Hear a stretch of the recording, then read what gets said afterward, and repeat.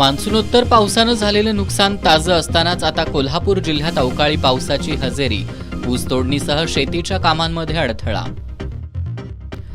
कागलचा सीमा तपासणी नाका अदानी समूहाकडून चालवला जाणार. कोल्हापूर जिल्हा लॉरी ऑपरेटर असोसिएशनचा याला विरोध.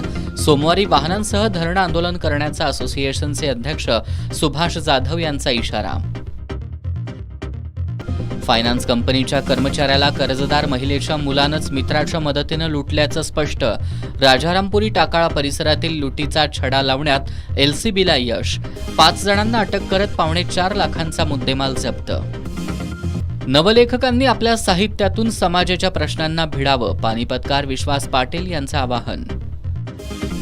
आणि इचलकरंजीत रेल्वे तिकिटात काळाबाजार होत असल्याचं उघडकीस. 8 तासांच्या चौकशीनंतर रेल्वे पोलिसांनी एकाला घेतलं ताब्यात.